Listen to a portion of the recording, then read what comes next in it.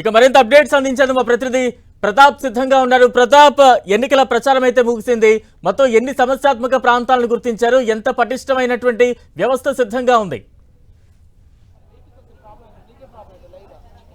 Yes Balaram, మొత్తం మీద దీనికి సంబంధించి కాంగ్రెస్ పార్టీ ఎన్నికలకు సంబంధించి పూర్తి స్థాయిలో ఫోకస్ పెట్టిందని చెప్పుకోవచ్చు. సీఎం రేవంత్ రెడ్డితో పాటు మంత్రులంతా కూడా దీనిపైన ఎన్నికలపైనే ప్రచారం చేశారు. మొత్తం 116 మున్సిపాలిటీలు, అదేవిధంగా 7 కార్పొరేషన్లకు సంబంధించి కూడా పార్టీ తరఫున కూడా కాంగ్రెస్ పార్టీ తరఫున కూడా ప్రత్యేకమైన ఇన్ఛార్జ్లను కూడా వేసి దానికి సంబంధించి పూర్తి వ్యూహాత్మకంగా ముందుకు వెళ్ళారు. దీనికి సంబంధించి కూడా ఎక్కడికక్కడ ప్రచారానికి సంబంధించి చేసిన నేపథ్యంలో నెక్స్ట్ ఫర్దర్ సంబంధించి కూడా ఎలాంటి చేయాలి దానికి సంబంధించి కూడా ఫోకస్ పెట్టే పరిస్థితి. సో ఈ ఎన్నికల్లో ఖచ్చితంగా మెజార్టీ స్థానాలు గెలవాలని చెప్పేసి నిరంతరం కాసేపు సీఎం రేవంత్ రెడ్డి కూడా ప్రజలకు విజ్ఞప్తి చేస్తూ కూడా ఓటు వేస్తే ఏ విధంగా ముందుకెళ్లాలనే ప్రచారం, అంటే రాష్ట్ర ప్రభుత్వం కాంగ్రెస్ ప్రభుత్వమే ఉంది కాబట్టి ఎవరు గెలిస్తే మున్సిపాలిటీలు అభివృద్ధి చేస్తారనే దానిపైన కూడా చెప్పడం జరిగింది. సో మొత్తం మీద ఫైనల్ గా కూడా ఓటర్లకు విజ్ఞప్తి చేస్తూ కూడా ఒక ఇండికేషన్ సీఎం రేవంత్ రెడ్డి ఇవ్వడం జరిగింది. Balaram, right, thank you Pratap.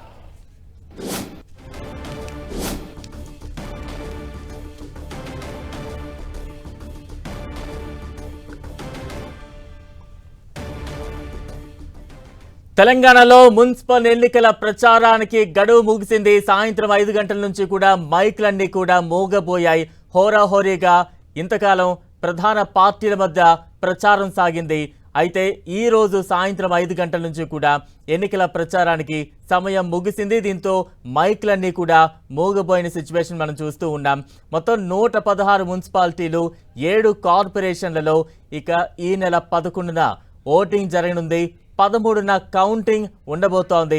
ఇప్పటికే ఎన్నికల అధికారులు అన్ని ఏర్పాట్లు చకచకా చేస్తూ ఉన్నారు.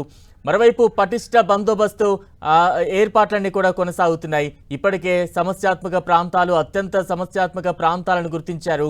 ఆయా ప్రాంతాల్లో పటిష్టమైన బందోబస్తు ఏర్పాట్లు కూడా చేసిన సిచ్యువేషన్ మనం చూస్తూ ఉన్నాం.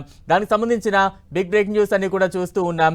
తెలంగాణలో మున్సిపల్ ఎన్నికల ప్రచారానికి సమయం ముగిసింది. ఈ నెల 11న పోలింగ్ ఉండబోతోంది. 13న కౌంటింగ్ ఉండనుంది. పోలింగ్ ఏర్పాట్లకు సంబంధించి ఎన్నికల సంఘం ఇప్పటికే అన్ని ఏర్పాట్లు కూడా చేస్తోన్న సిచ్యువేషన్. రాష్ట్ర వ్యాప్తంగా 8,195 పోలింగ్ స్టేషన్లను ఏర్పాటు చేసింది ఎన్నికల అధికార యంత్రాంగం. ఎన్నికలు ప్రశాంతంగా జరిగేలా ఇప్పటికే వ్యూహాత్మకంగా పగడ్బందీ బందోబస్తును సిద్ధం చేశారు.